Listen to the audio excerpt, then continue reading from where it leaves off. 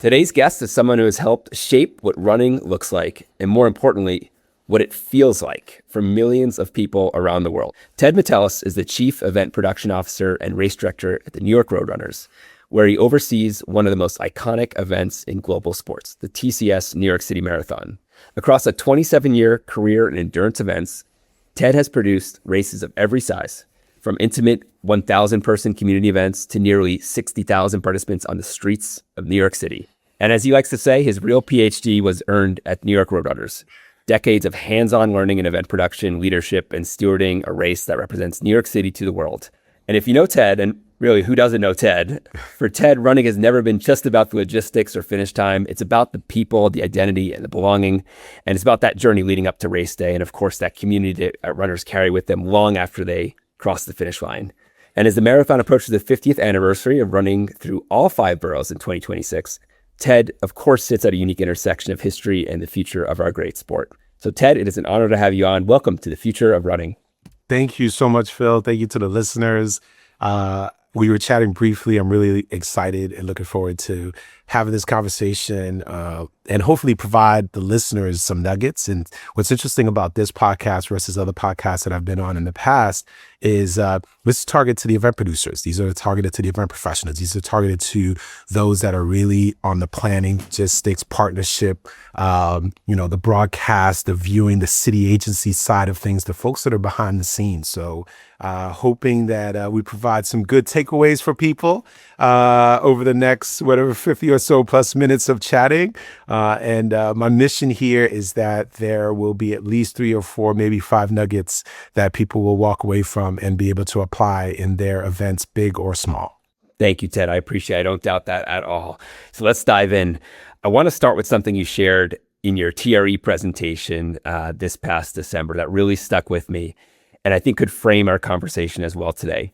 You quoted Maya Angelou. The quote, of course, is, "People will forget what you said, people will forget what you did, but people will never forget how you made them feel." Why has that idea become such a guiding principle for how you think about running and the community? Well, first and foremost, I want to give props to one of my colleagues, Christine Burke, who shared that with us back in 2021. And it sat with me for quite some time because it was so impactful.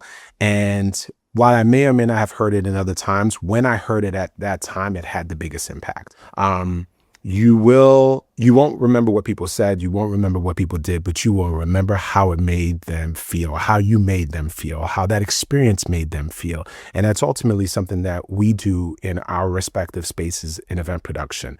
Obviously, we'll talk about a lot of things, we'll share a lot of things, but one of the foundational components of what we do and what things have really stepped up to is the experience component of our industry, celebrating those moments, celebrating the work that goes into the preparation of that. And that moment is shared from the very first athlete that crosses that finish line and breaks the tape to the very final finisher as well. They share in that amazing moment and that gleefulness and that joy. And the images that I shared at the TRE event, and props to that team for allowing me an opportunity to chat and share about that, showed those moments, showed those participants crossing and being excited and all that stuff. So it was amazing.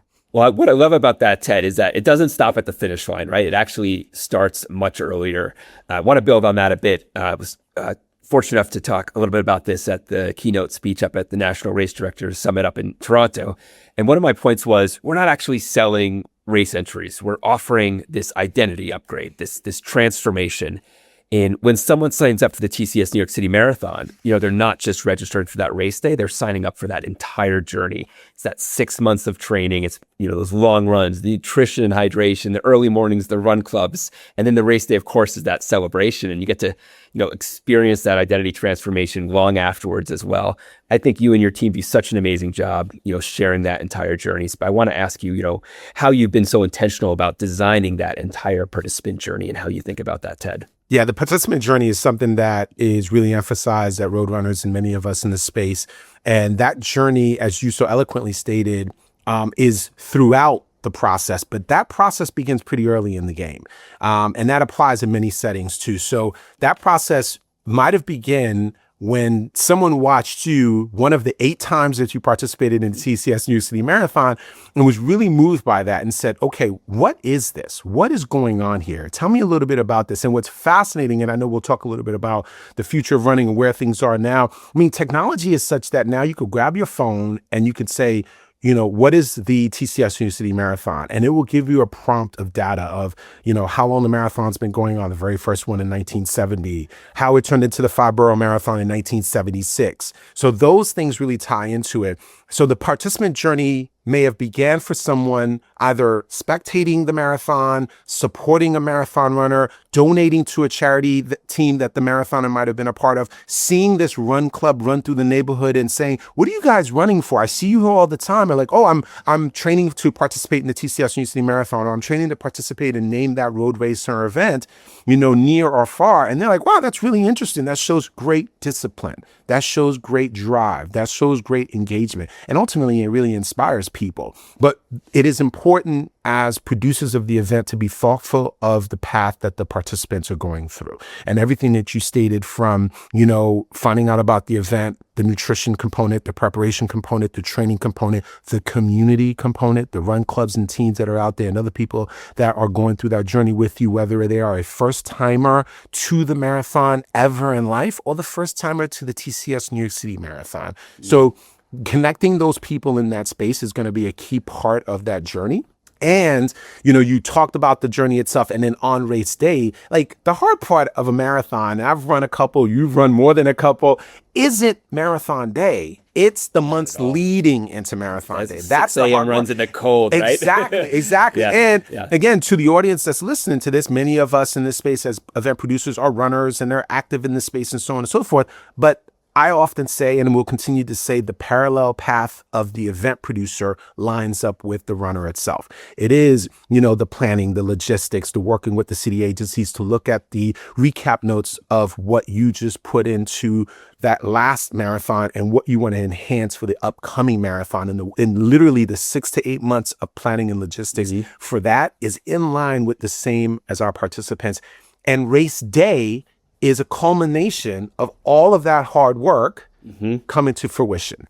One for the runner and also for the event producer. And it doesn't end right there, nor should it, because that's where there's opportunity. There's opportunity for you as you finish running the races. And Phil, you've heard this, I've heard this in this space, and being in this industry for as long as I have, the post-marathon blues. And what does that mean? And how does that translate? Like literally people suffering from depression because for the better part of 6 to 8 months, they were committed to this thing. This thing happened. It's such a tremendous high. And all of a sudden, boom, it's over. And what happens? Part of your identity at that point. Yeah. Now. Correct. And now what many events have done, whether it's in this specific space in the endurance running space, marathoning particularly, or other endurance events, like I've worked on multi-state cycling events and multi-day bike walkathons and things of that nature.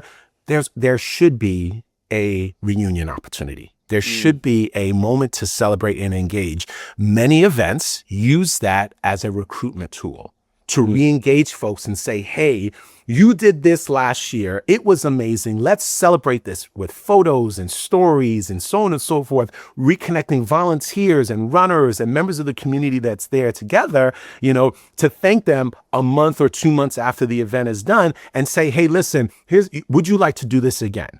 And would you like to run again? Would you like to be a coach? Would you like to be a volunteer? How would you like to contribute to give back to this community again? And that is a business path that I think that folks don't take advantage of and should, because it connects those pieces to that journey and keeps that journey going.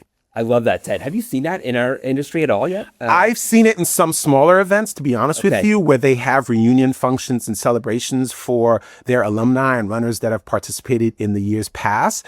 We have a program called Run for the Future, which is a girls program, which helps train girls to participate in a 5K distance. And it is not just running, but it's public speaking, it's financial literacy, it's all of these components with coaches. And many of those participants end up becoming coaches as well. And they're giving back as well. And that's in that specific path there. But I think in the marathon, half marathon discipline, that's a tremendous opportunity for race producers to say, hey, listen, do we have an alumni program? I mean, we always sell like the finisher shirts, and we do, we push out the photos and things of that nature. But what about an in-person engagement that's happening there? A lot of run clubs and run crews do that. A lot of folks have a month later or 2 months later celebration, like a Medal Monday. That doesn't just happen that Monday. That Medal Monday is exactly. Yeah. So that's an opportunity there that road running events, organizations, brands, and products can now really look at and say, okay, let's keep this journey going and ignite the light to continue on for the next community. Absolutely. I love that, Ted. I hadn't heard of that before. I hadn't seen that before either. And you're welcome, Phil. There you go. That's nugget on that one. That's nugget number one. I told you, anywhere between 3 to 5 good nuggets. So there's number one. We could end the podcast right here. That's all we need. That was amazing. Fantastic, Ted. And I also love the point about, what is your first exposure and inspiration to signing up for what's at TCS New York City Marathon? It'd be interesting to know, I guess how many have spectated the New York City Marathon, prior to signing up? How many have volunteered? I bet that number is so high. And it's like you have that first kind of inspiration, you see it and you're so moved by it where it's like, I think, yeah, I can do this. I want to do this. I'm committing to do this and make this transformation. Absolutely. One quick thing that I will share from my days when I was the interim race director for the Miami Marathon back in 2008. And, this was in early years. This is before what we have going right now in the space of running as being as big and as popular as it was. And the team that was there, we're really trying to find ways to get the community to come out. And I remember I would go to the American Airlines Arena, which was what it was called at the time, to watch the Miami Heat. And these were the leaner years for the Heat. And I became a Heat fan while living there because they showed grit, they showed drive, they showed initiative, but they were also really creative about the experience. Ring that bell every time you hear it, that the guests have at the game. And at the 2-minute clock of the game, they would say 2 minutes, 2 minutos.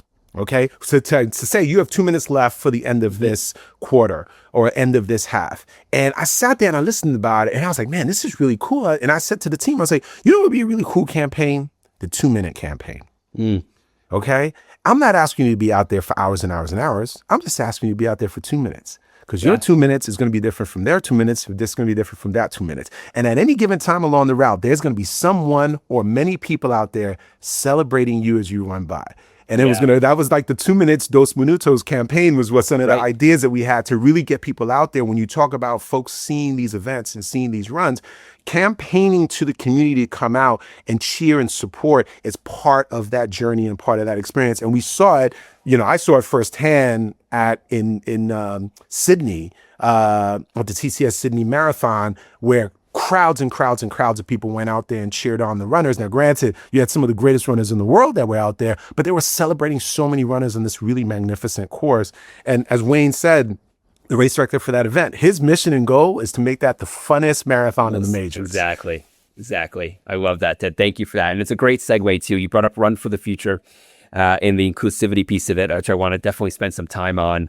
And been very fortunate to run over 40 plus New York Runners events. And nice. I've always admired how much NYR invests in, of course, free youth and community programming for hundreds of thousands of people in New York City and across the country. With races selling out so quickly, as fast as they are, all the tailwinds, in this kind of third great running boom, I would say, that we're in. Can you share a little bit more about how New York Road Runners as a nonprofit is continuing to make that commitment and encouraging inclusivity in our sport? Well, I think it is a mindful approach to really looking at the audiences that we serve and how to serve them and better serve them, So you're thinking about accessibility programs, how we can educate, what are the programs in coaching and development that we can create in those spaces as well. It is key and important to say, okay, who do we have that's running? What's going out there with our programs? How can we lower the barrier of entry to our events with programs like Race Free? How can we introduce running to new communities like Rising New York Roadrunners and our youth programs for youth from the ages of 2 to 18 that are free.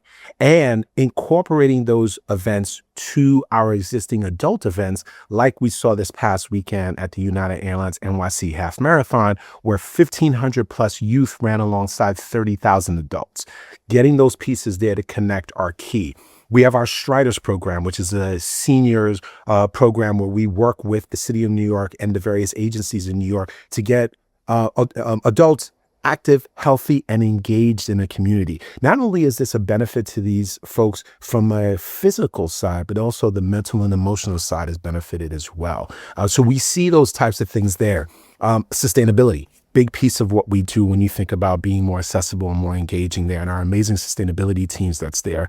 Our DES team, our diversity, inclusion, and sustainability team really thinks about those marginalized communities that aren't seen and heard, and creating a platform for them there. That's work, Phil. That's work that goes into that to find ways to be able to incorporate and engage, but also listen to what they're asking for and looking for, and creating the operational plan to put it into action and into motion. Mm-hmm. So really looking at those pieces are there. And it's amazing work what we're doing in New York Roadrunners. And we really are pushing ourselves to be one of the most accessible events out there. Our AWD programming, we have an amazing team that's there that's really working with the community and finding ways to get them out there and give them great service, but also really look at, okay, where are we starting these athletes and what are the additional services that they need while they're out there? Because some folks need additional care and some folks they don't need the additional care. They just want the opportunity. Thank you, Ted. Yeah. What are you most excited about, let's say, this year in regards to so many great programs on the horizon that you just mentioned? We could unpack, any one of them would probably be 50 minutes, but what comes to mind first? What are you most excited about this year? Wow. This year, the biggest things are obviously the biggest one is the 50th anniversary of the TCS NYC Marathon on November 1st. Like that's going to be big, and all of the content that can be shared there and the stories that we can tell there and how we can inform communities of like where we were to where we are right now and ultimately where we're going to be in the future. So that's a really, really big one there. We have really delved into storytelling and content. So the East 89th Street Productions as a real landmark on we being able to tell our story and really elevating the stories of those that are within our community. We've talked to youth, we've talked to seniors, we've talked to, athletes with disabilities. We've talked to so many different groups and communities, but also talking to the people in the communities themselves. And it's been really amazing to see that and really being elevated. And we'll chat a little bit about like where things are going in the space of just not just content creation, but also education and informing our running audience. We also really working with our city agency partners and looking at ways that we can help to continue to elevate free programming at parks, programs at schools, and continue to elevate health and wellness, which is what we do in New York Roadrunners as we think about the transformative power of running. Beautifully said, Ted. Thank you. I definitely want to chat a little bit about run clubs today. Always appreciate this conversation and topic, especially as you noted at the top of the pod here, as it relates to our audience in the event organizer space and making this very tactical and practical in terms of walking away with actionable advice. And I think if you kind of map the modern runner's journey, it doesn't necessarily start with a paid ad. It starts with a person, right? Yeah. It starts with that connection. I like to think about run clubs. I talk about them as kind of the ABCDs of run clubs, and that's A being accessibility, removes intimidation, right? It's the front door to our sport. You don't have to be a quote runner. We just need to someone that's going to invite you. The B is the belonging. It's kind of this instant community or these like almost ready-made friend groups that you can bond over, right? Over the same common interest right out of the gate. C being culture. Running isn't just growing, but it's actually got cool. It wasn't always cool when I was running back in the day, right? Now it's a very cool thing to do. And then D being the demographics and how our sport now has reached newer and younger, more diverse runners at scale. I'd love to hear your perspective on run clubs, Ted, how New York Roadrunners really integrates them into the entire participant experience and journey, and maybe one piece of practical advice for our listeners too on how they can better leverage and partner with run clubs in their area. Yeah, I'll say this really clearly and concisely. I'll start with the last part of your question first. How to engage run clubs and run clubs, run crews, run groups there is meet them on the ground floor. Engage with them there. Many of them use social media platforms to push out what nights, what days, what areas they're running at. So reach out and connect with them. Come over and see them. Because many times, those folks that are running in those events are running in your event. So come over and connect with them and talk to them and listen to them there, because they're going to, seeing them on the ground floor is going to be a critical piece there. And that's what we do at New York Road Runners. We definitely do our due diligence, whether it is our monthly meetings or bi-monthly meetings that we have with the clubs, with our club council, really doing programs and engagement with the various clubs, giving them resources as well. One thing that we've done before, and we're really looking forward to getting going really soon at our Run Center, is programs with Road Runners Club of America, RRCA. And this is something, again, another nugget for the listeners out there from the event side of the house, is connecting with them to have RRCA come in. So Gene Knack came in and talked to these folks about what it takes to create a club. What are the rules that are out there? What are the parameters by which you have to follow to create this thing, from the structure of a club with, various members of the board and so on and so forth on that higher level, or at base, knowing what are the tools out there to create the structure needed for that. There are so many run clubs that, and crews in particular, that are leveraging their engagement in the community to then create 501c3. And really delving into ways that they can give back to the community. Fun fact, New York Road Runners was once New York Road Runners Club. We are the nonprofit that runs New York. We are a 501c3 organization that really gives back to the community there. So how can we share with folks through our events, through our programs, through our platforms, through our space, to connect different groups and share the opportunities that are out there to help elevate? One big thing too, Phil, when you think about, this is International Women's Month, and how can we create a safe space for runners? How can we educate run clubs and run crews to have a safe space? How can we listen to the challenges that various run clubs have and their members have as well, and help implement a safe area, environment, or community for them to get out there and run? And what's beautiful about the diversity of the run clubs is they reflect the people they serve. Right. All women. There are members of the LGBTQ group that's there. So, front runners, I think about in particular. Right. There are groups that are in, quote unquote, marginalized communities and smaller communities that come together and say, okay, we're going to do this every single week, and we're going to hold each other accountable to achieve a goal of health and wellness, and really show this out here, because that's ultimately what inspires people.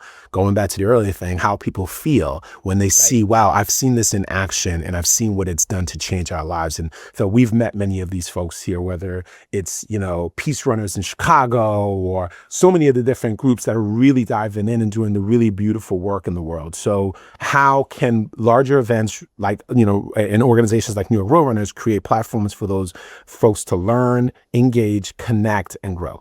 Beautifully said. That's such a powerful point. It also makes me go back to the previous point that you made too, Ted, on the nugget on the reunions post-race, and the opportunity to integrate and bring the run clubs in to celebrate the accomplishment and what they did, even in a format like that. So I love that. Moving on to the kind of our next segment here in terms of how the industry is evolving. One thing you've shared and that we've talked about, I know, is just how exciting this moment is for our industry right now. We've talked about, there are veteran race directors who really built the foundation of the sport. There's this new wave of exciting tech businesses and PE and VC-backed capital coming into the sport. Oh, yeah. And then, of course, as a younger generation, also, coming up with really exciting new formats. And it's just kind of this rare convergence of it all. It feels like we're right in the middle of it. You've seen a lot, Ted. Like I said, 27 years, 1,000-person races, 60,000-person races. How is this all coming together? How are you thinking about this? I think it's great. I've seen it before. We chatted about this before. So there's definitely been, it's funny. I was listening to Hugh Brasher's pod, which is the pod, that you just released prior to, and he said something that I 100% believe in as well, which is a pendulum swing. You know, things are cyclical. There, you're going to see these cycles kind of go through. And if you've been in the game long enough, and listen, my 27 years ain't jack next to some of the cats out there that have been here for 37 years and 47 years and 57 years, and they're still out here truly loving what they're doing because of the communities that we serve. But we are seeing this groundswell that's here. I think we're past that boom phase. You know, like, listen, this isn't a running boom anymore. This is now a culture. This is now a community. This is now a way of life that we are seeing. And from the business side, how do we engage, connect, and support these things is definitely something we should dive into a little bit more. But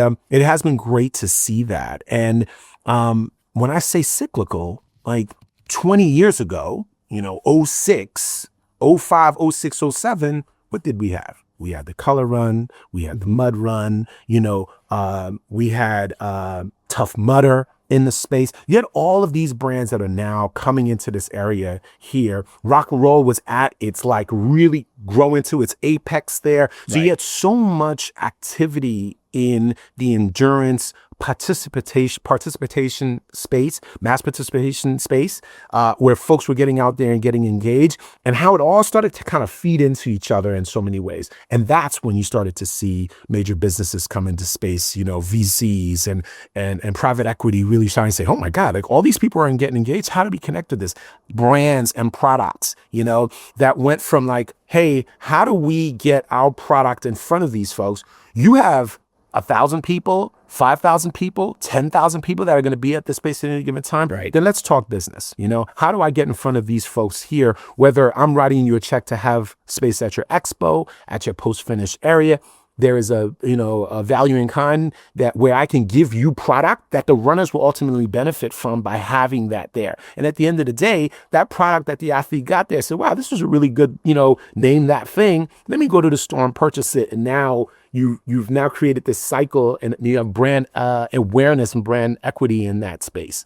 So there's a lot that's there that we're seeing, and we're seeing now again. You know, so we talked run clubs a second ago. Well, now you have Diplo's Run Club, which I think is the artist formerly known as the Color Run. And the Color Run is now coming back, you know. Fair. I remember back when Nike did the Run Hit Wonder, Run Hit Remix, Human Race. And now, you know, like all of these things that have changed and they've pushed technology there. I mean, they were one of the first races and events that had tech shirts. Everybody, oh my God, this is amazing tech shirts that had your bib number already on there, you know? And this was, again, 20 years ago, you know? So the technological side is really fascinating now. And I know you are in that space as well, where we went from, you know, championship to like, you know, D tags, C tags, B tags, all these different types of things that are coming into space. No one ever thought that stuff would be disposable. Now it's disposable. You know, you could put it on the back of your bib. Like folks weren't thinking about these types of things. Tracking material that now exists on your phone, you know, Strava and Runner and all these other things that are out there. Wearable tools, like all of this stuff that's now really getting more engaged, that are new, that were infantile years ago, and watching that change there. But it's important to stay true to the core component that's there and the business component that's there, because at the end of the day, you need to make sure that you are producing technically, logistically, and safe events, you know, so technically sound, logistically sound, and safe events, because that's core to everything. That should stay foundational to you. But at the end of the day, people are engaging, people are connecting, people are learning. I mean, there's a question that I would ask you that I think that I'd love the listeners to hear is, I'm curious to know how folks are consuming information, how folks are finding out about your race, how folks are prepared showing up for your events. Like that's a big thing. And where are the opportunities there? And we can chop it up here in our conversation at some point. But that I think is a huge opportunity for us, because, you know, the better prepared a participant is, the better the event experience is going to be. Yeah, absolutely, Ted. We could talk a lot about that. And I think that's a perfect segue to the next segment here too, that I want to get into with you a bit more, in terms of being prepared, being educated, going into the event, those foundational elements. As much as it's fun to talk about all the innovation that's occurring, that that's pushing the industry forward, as you shared, You shared a really interesting idea with me offline before we put this pod together.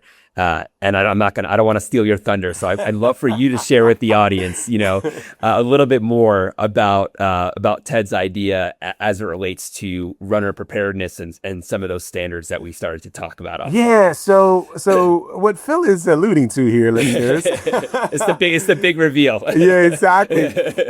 And I keep digging into this, and I'm sure somebody's listening to says it already exists, Ted. It's almost like the FAA of running events. So when you think about an industry that exists that is completely different. So there are, God, how many major airlines there are out there in the US? There's anywhere between 18 to 19 major airlines. The biggest are in the States, again, in the United States, the biggest being American Airlines, Delta, Southwest, United are the big ones. And then you have like secondary ones like Alaska, Allegiant, Frontier, Hawaiian, JetBlue, Spirit, and so on.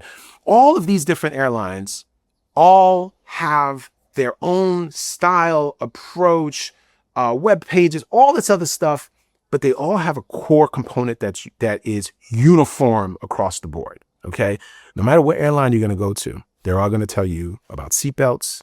Don't smoke inside, stay seated. Like there's functional components that are uniform across that. And is there an opportunity for us to, in our space, create that kind of uniformity across the space? When you think about organizations that you talked about going to a conference in Canada, and again, I want to focus on the US in particular, although our sport and our industry is truly global. There's Running USA, there's Road Runners Club of America, there is the running event, there is road race management, there is race management program, RMP, with the team out of Chicago, and then there's the business of running. That's just a handful of organizations that are living and breathing in this space, and they're either engaging businesses, brands, and products on how to interface and connect with runners, or engaging businesses, brands, and products on how to run your business more efficiently. And I feel like there is significant opportunity for us to explore safety, which I know programs like NCS4 exist. And if you don't know about it, definitely look up NCS4 and their mass participatory programming around safety, health, and wellness, not just in the running space, but they have arenas and stadiums and things of that nature there. So safety, there's medical protocols that could be in play. There's operational protocols like how many porta potties should you have out there? What's the ratio and quantity account that you have there? How many aid stations should you have on the course? Does that vary from the market that you're in and the region that you're in and the climate that you're in? Is it a first-timer race? Is it a race that has more seasoned runners that are there? Sustainability, as I mentioned before, we're starting to see a lot, Phil, of road races and events, particularly overseas, that are exploring ways to do away with water stations in its traditional sense of cups and things of that nature. Is that doable? How is that doable? And what's going to go into that? And taking time out as event professionals to see how it's done and take those learnings and say, okay, how can we apply it here? One thing too that I'll share I think is really interesting as another nugget is the opportunity around corrals and lining athletes up. So quickly here, we're seeing such growth in our road races and events. You have a shorter distance road race that's part of a race weekend. Some races have a mile, some races have a 5K kicking off before the marathon or the half marathon and the like. And those events are community events. Those are events to be able to draw loved ones, family, friends, to be able to get out there and run in this race and experience this race. This is not, unique to just road runners, where you have to deal with runners getting their appropriate corrals and lining up appropriately. First question, is this a road race or is this a running event? Is this a road race or is this a running event? And what does Ted mean by that? Are folks going out there really paying attention to their split times and really want to make sure they have a good pace and all of those components? That makes it a road race. Is it a running event where folks are coming together just to get out there and move their body, jog, walk, whatever it is for 3.1 miles, which we welcome them all, identify that accordingly. You can be both. Okay. So one nugget here that you could take with you that I think would be great is, I don't want to say gamify, but elevate the experience in how you communicate to your run walkers, RIP to Jeff Galloway, run walkers, walkers, and family members, because some races welcome kids. They let you walk with, a stroller, like those types of things.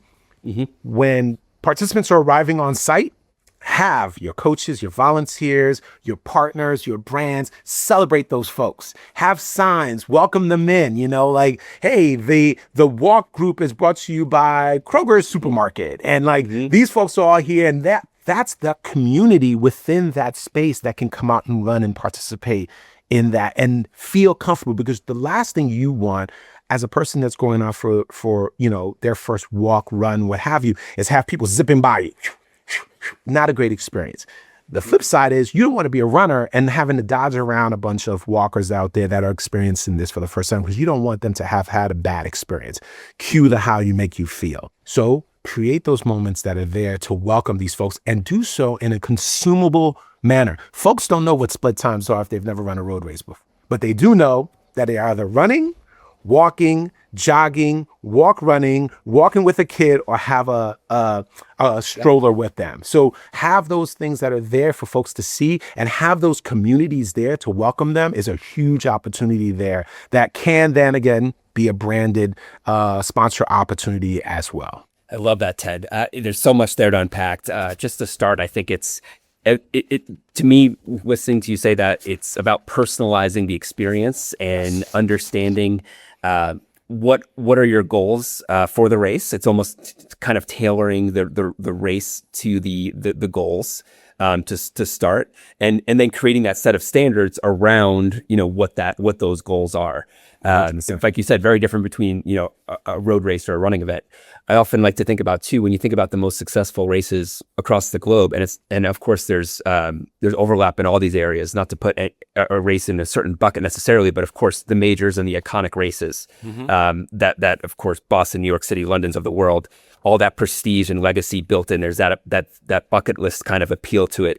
And then you've got destination races, right? The races that you're coming out to travel, the Honolulu's, the Big Surs of the world, Phoenix Marathons. Yep. The PR, the performance races, the CIMs. Yes. All these the marathon projects, projects. Yeah, exactly. And then of course in the fourth bucket, you touched on it earlier with the Diplo Run Club, the community and experiential races. Correct. Right? That experience, and again, not to put every race into like one of those four buckets, but I think there might be something there too when you're thinking about these set of standards. Like, why are runners coming to this event? What are their goals? What is the personality of this event? Is it a speed event, kind of PR marathon project kind of event? Correct. Or are you partying with Diplo after the event? Correct. Or are you going to try to qualify for Boston? So I wonder if that plays into it a little bit more too. And I'm sure there are other categories I'm not even thinking about, but what is this personality of the race, and why do people come to your race? Absolutely. And going back to the top of this around the FAA component, like everybody's getting on the plane, whether it is a person that has over 1 million miles in on an airline and knows how to navigate their way around an airport. It was back in the day. It was frequent flyers. Yes, right. They literally had a lane that was the frequent flyer lane, and it was like before they broke out the different groups and so on and so forth. But that was where I know exactly what to do and how to get there to get through. I know how to get through security. I know how to get aboard the plane and so on and so forth. I know how to disembark, like all of those things. So they're having your eyes on that audience, as well as, hey, I've never done this before. And then the folks that are in the middle, like, I don't really fly that much. Once in a while, I didn't realize I need to take my shoes off, if that's even still a thing we do, or like those types of things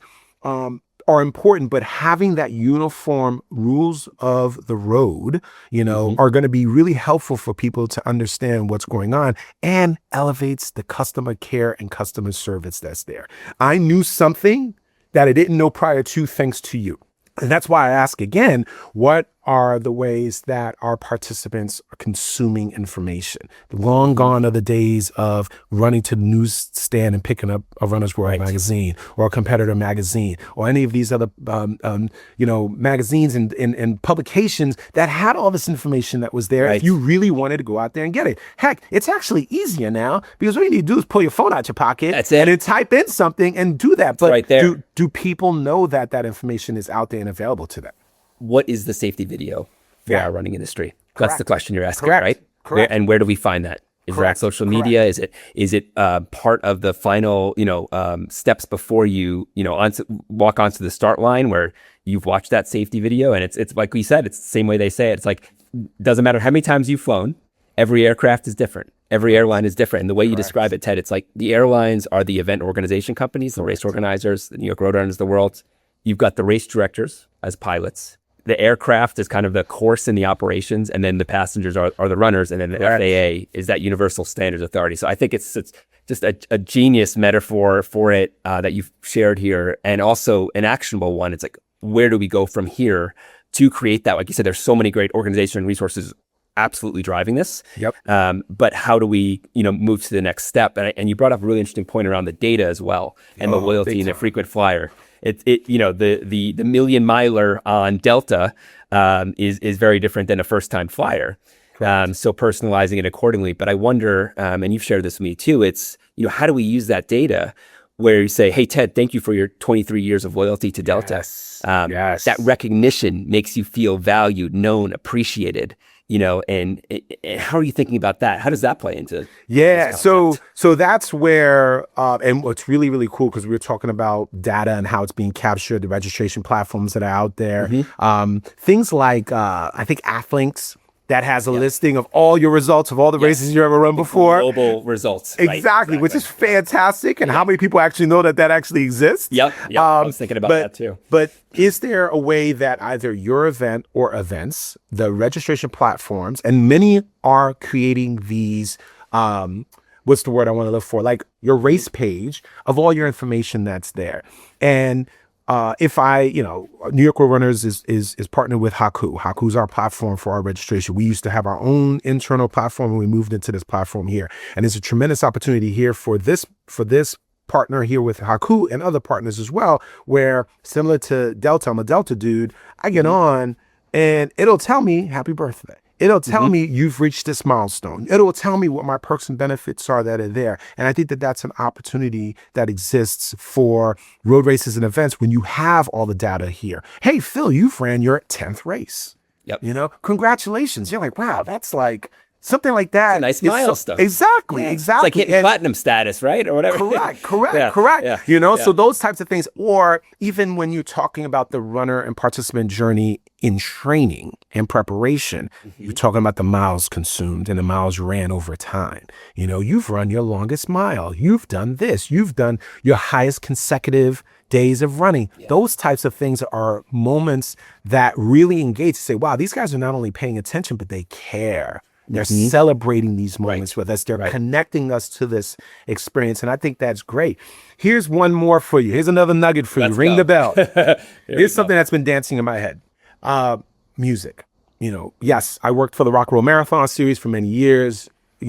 Tremendous opportunity to manage a ton of East Coast markets at the time, planning the logistics on the routes and working with the city agencies and working with our race services team and so on and so forth. It would be really cool, Phil, if there was a way for a road race and event to be able to pull from their participants their favorite songs. Tell me what your favorite song is, okay? So everybody is going to do that. Now, here's the thing. There's a real high chance out of 1,000, 5,000, 10,000, 20,000, 60,000 people that many of their favorite songs are the same song. Absolutely. So now, what if you have a timing split on the course and you run over that point, and Phil's favorite song is the same favorite song as Ted Metellus's, and it runs over that point there, and that song plays for you. I'd lose it. Like how dope would that be to have that experience there? And like now, I can hear all of the timers and everybody else like, oh, let's jump on this opportunity. Exactly, but that's something that we did years ago where I remember years ago the brand was Toyota. But props to Volvo, because that's our partner here in New York Road Runners. But they had a split point on the course that we had for a race that we produced in Virginia Beach. And the athletes made their way down, ran over the split point on the mats. And then down the road from the mat was a screen, and it was your loved one cheering you on.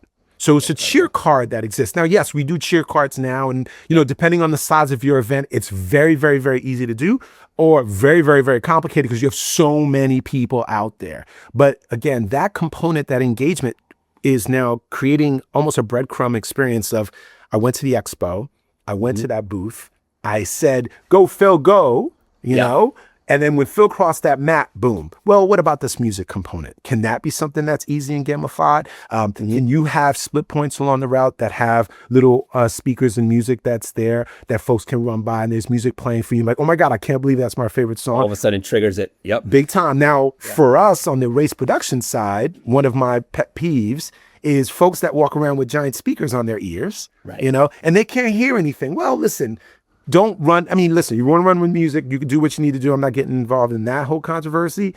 I run sometimes with headphones on. I ran this morning listening to your podcast, you know, so I'll do that. But I want to make sure that I can hear what my surroundings are. Well, if you tell folks that that's something that they're going to see and experience on the route, and they'll be able to hear their song, what better way is that going to connect a community than by having the similar songs and music tastes that they have out there throughout the event? So that's another little give me that. Another nugget. Thank you for that, Ted. And it makes me think too, to your point about many runners, 60,000 person marathon, how many runners have the same favorite songs too? Correct.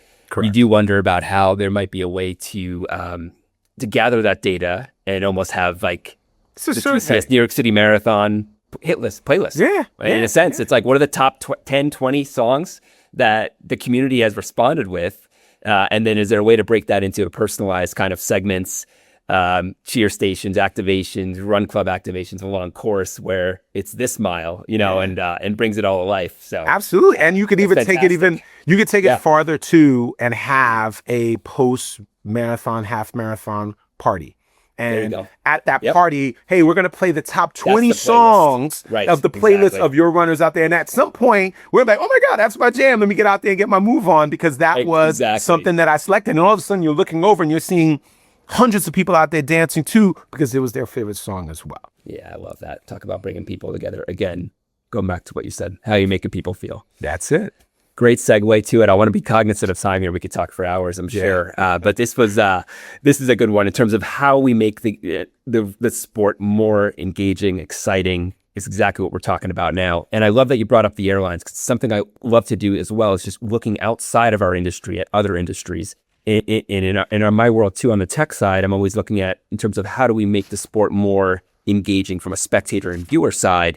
I often look at golf as a great inspiration in terms of that they gamified this sport. They added all this data. You know how fast they're hitting the ball and what the likelihood is that they're going to hit it on the green, and done a really wonderful job with that. And I think when you look at the TCS New York City Marathon, of course, one of the largest in-person audiences, broadcast audiences in the world. But digging in a little bit more, in terms of how we make endurance events more compelling to watch and exciting to watch for the viewer and spectator. What opportunities do you see there, Ted?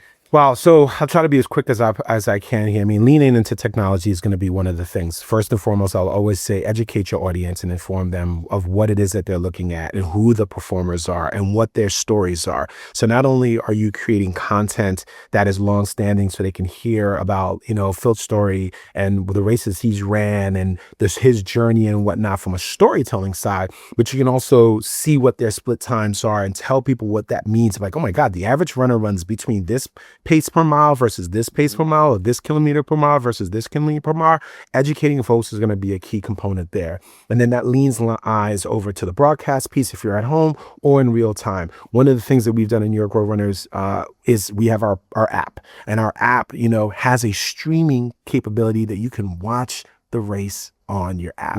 And I got to tell you, more events need to do this, or more platforms need to leverage into the ability to stream on site, because I've been at many a road race that I'm working, staffing, supporting, seeing firsthand, and I'm able to watch the race while I'm there in real time and hear what the commentators are saying. Is there an opportunity to partner with broadcast partners to listen, the radio, and a streaming component that's there to, again, connect people, inform people, and engage people on the ground there in what the runner journey is and the technological side of that space too. So I think those are some of the ways there that really leverages how folks can be more connected.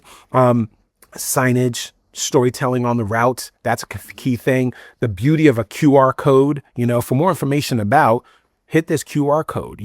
If you want to donate to this cause, hit this QR code. This many runners are running for Team for Kids in New York, and this is the work that it does giving back. So there's a lot of really cool pieces that are lined up there of value that are opportunities. Mm-hmm. Absolutely. When we look at the New York City Marathon in 2070, and this question's coming. I ask everyone this question. Everybody, yes. So it's not going to surprise you. But 100 years after the first New York City Marathon in Central Park, with 127 entrants, 55 finishers, those loops of Central Park, what surprises us? What feels completely different? What must stay the same? Wow. I tried to do my homework here, and I wrote down a lot of things. I mean, what surprises us is constant change and improvement. That's always going to be there. I am fairly certain that the team at New York Road Runners in 1970 never thought that the marathon would go from loops in the park to what we did in 1976. I am sure that the folks in 1976 would have never thought that we've gone from a race that had several thousand finishers to a race that had 59,222 finishers. So that is based on change, improvement, enhancement overall. So that's definitely going to be something that's going to surprise us. It's like, wow, our potential is great, and how much the world has changed, our sport has changed has been great. Ted, one other question I had for you, wanted to circle back to the FAA conversation around the standards. Was, of course, as you know, there's been a lot of talk, especially on the event side here, on the organizer side, in terms of Atlanta, and what happened there, and of course, and more recently too, in just LA. And I believe you were at LA. If I'm not I was in LA. Well. Yeah. Yes. Mm-hmm. Yeah. So wanted to just bring it back to that conversation as well, in terms of where are there opportunities in situations like that to bring in potential standards or additional improvement areas. How do you think about that? Yeah. So, first and foremost, those are unfortunate circumstances and situations. Yeah. Mistakes happen. We're all human. Yeah. Things happen. I've had situations at our events, on other events, things happen. Likewise. Yep. There's so much here to line up. I think that checklist component is key. Things happen either because you don't know, you cannot execute, like, hey, this is going to happen, but these are the tools that are needed to facilitate that happening, or you just don't care to. Mm-hmm. Those are usually like the things. You're like, I didn't know that this was a thing. I knew about it, but I didn't have the resources to fix it, or I knew about it, I just didn't. It's not important. I'm not going to think about that. And I'm not saying that that was the case in any of with the two races in particular, but I think that what is important is having redundancies. I think what's important is there's no getting away from foundational components to race production and logistics. I know one of the questions that you ask is like, what will absolutely be the same in our events? You know what's going to absolutely be the same? 13.1 miles, 26.2 miles, the mile marks, the kilometers, like that stuff has to stay like the same. Like, those things are there. Now, how you design it, how you lay it out, course marshals, tape arrows, flaggers, all this other stuff in a ever-changing and evolving world and ever-changing and evolving cities. Right. Brother, on 4th Avenue in Brooklyn, as the runners make the left turn onto Atlantic to make their way up through the course, and there's the merge point that happens for both those runners, there was a median that wasn't there 10 years ago. And that median is there now. And that's a function of the change that is there. So, I say this to every event producer, and I practice this as well. So it's not just talk. Get out there and see other events. See how other people do things, big or small, and where you can provide feedback in a very respectful and understanding manner. Because if it's something great, like, hey, all right, that's wonderful. Hey, I saw a couple of things. Let me share with you that I saw at the expo, at the start line, or at the finish line, or this and that. Share that feedback. And if it's something pretty significant, give grace, give time, and say, hey, I can offer you some recommendations to help you do things. Here's a Tedism. Anybody can point, not everybody can lift. Anybody can point, not everybody can lift. People can be, oh, that's wrong, that's wrong, that's wrong, that's wrong. But not very many people are going to sit there and say, let me get my hands dirty and help fix this thing. So definitely leaning on some good old fashioned logistics one-on-one, and ask around, and be of service to the greater industry, which is something I say pretty often, to help elevate this, because at the end of the day, brother, we're all connected. Absolutely. Every one of us are connected, every one of us. And there's opportunities for improvement and enhancement that isn't, something that is such a protected thing. You're talking about mile markers. You're talking about, aid stations. You're talking about medical stations. You're talking about a start line and finish line. That stuff is uniform across the board. So really leaning into what are our uniformed operational components and double down on those things, and then build from that. That's the foundation you build up from that. Completely agree, Ted. Well said. And as you know more than anyone, it's either live events across 26 miles, 26 miles, anything can happen. Oh yeah, all been there, it's part of what we do. And in terms of the best practices, that was the genesis of this pod was exactly what you're saying there, and all the other great resources you mentioned during this podcast. And I always like to say, in the event organizer world, we are competing with only one thing: the couch. On movement. That's it. We are here to lift up each other's events, to get more people moving, to get more people into our sport. That's it. So that really informs this entire idea of how can we learn from each other. And as you said, here's another way to think about it. Here's another way to do it. And you've been, so generous with your time to do that, I know, and really being at so many different events to do that. So thank you. Okay, well, we got the last 2 minutes here. I always wrap up with the Phil's Fast Five. So let's jump into it. It's a fun section where you come with an answer, the first thing that comes to mind. So one thing that will define the next era of running. Wow, one thing that defined the next era of running. I don't know if that was on any of the lists of questions you asked me. You threw me a curveball right now. I think the more informed our running community will define that. I think the more educated and aware will define that. And I'll give you one really big one right now. The dream will be people saying, I want to run, name that race, the same way they would say, I want to, what would be crazy is if your kid says, Dad, I want to run the marathon. Versus kids would say, I want to be in the Major League Baseball. I want to be in the NBA. I want to do this. And that's a great goal to try to achieve too. But imagine young people saying, I want to run the marathon. That would be incredible. I love that. Thank you. One thing race directors consistently underestimate.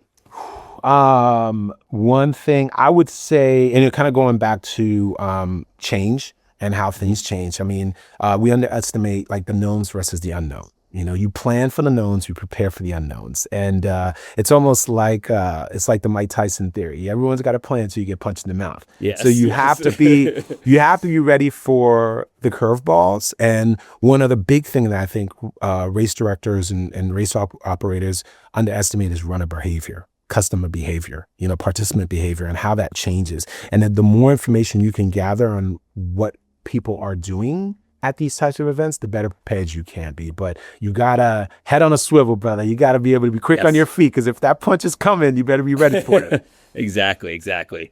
One operational detail that matters more than people think. Cue my earlier statement of split points and mile marks and communication to runners, so that way they know what the running experience is going to be.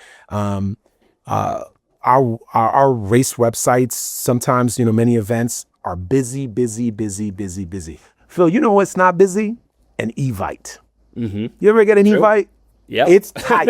It's simple. It's just the basic information that you need. And that's it. There you go. Date, time, location, attire, if need be, those types of things. So really skinny things down to try to make it as consumable as possible. And don't overcome. That was another nugget, Dad. That was another nugget for sure. You just snuck that one in there. I think that's at number 4. Let's see if I get one more in. Let's go. All right. Best advice for engaging first-time runners. Best advice for engaging first-time runners. Going back to my earlier statement, meet them on the ground floor. One, I said this at the running event, and I've said this at other meetings and events as well. Turn the can'ts to can. Another Tedism is NDCs. NDC means no, don't, can't. No, don't, can't. You got to change that no to a yes, a don't to a can, a do, and a can't to a can. I've been on races and events where I've literally run past people going, I can never do this. And I shout back, yes, you can. You can do this. And when you see athletes of all abilities, of all shapes, of all sizes are out there doing this monumental thing of the marathon, why are you telling me no, don't, can't? So I would tell folks that it can be done. And here are the tools to do so. I have to ask on the TEDism front, as a side note, is total team effort a TEDism? Total team effort is a TEDism, yes. And it is, it's powerful. I don't know where it came from. It just like popped up and just, and it's kind of links to a chain.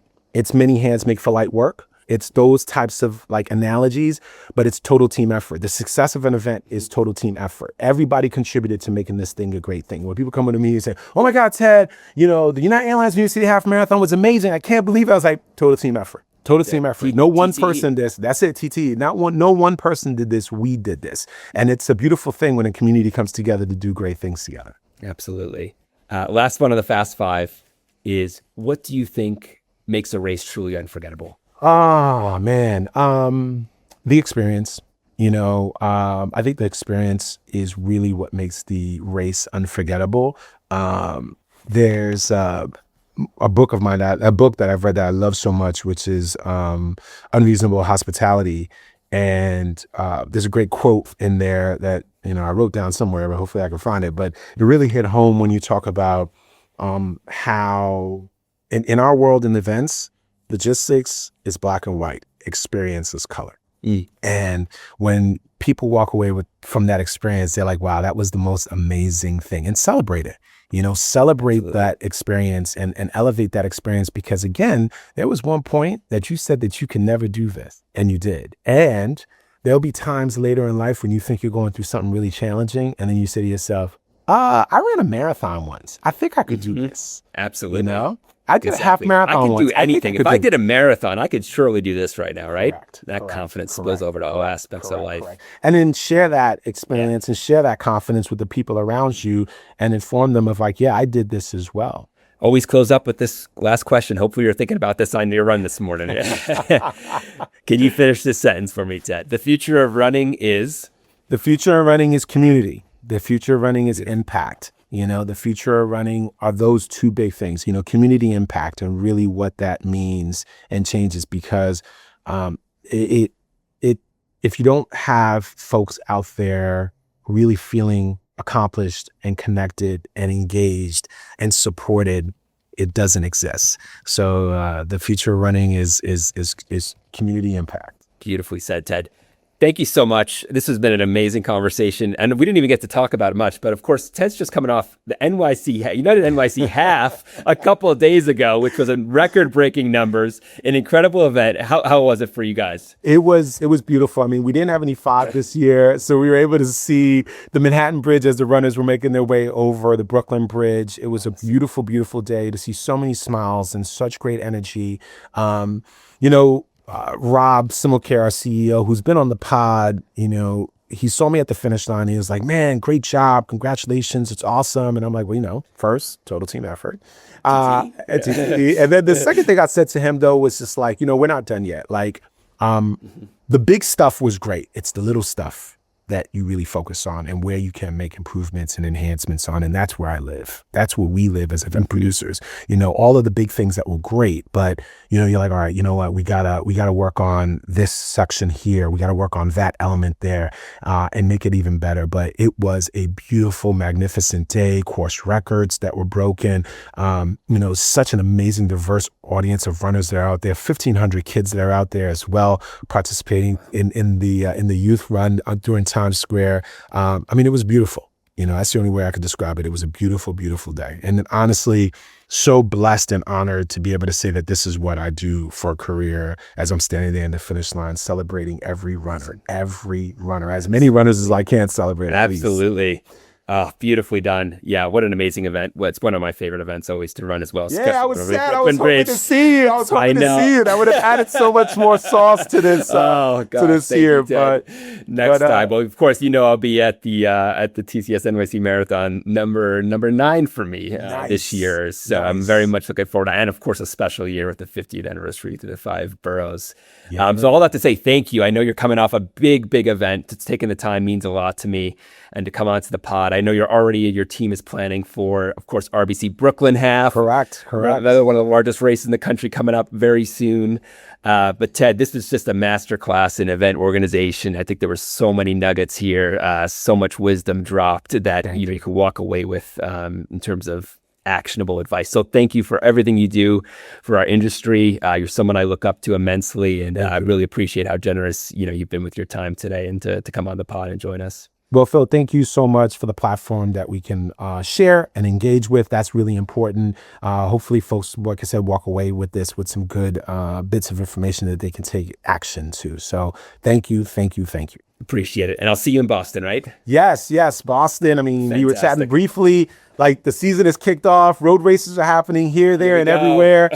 Boston will be a big weekend of running. London will be a big weekend of running. Colleagues of mine are in Rome. Yep. We had the NYC half this past weekend, LA before that. So, like, everybody's running. So that's great. And I'm looking forward to running into you. Oh. Let's do it. Thank you, Ted. Awesome. Appreciate it.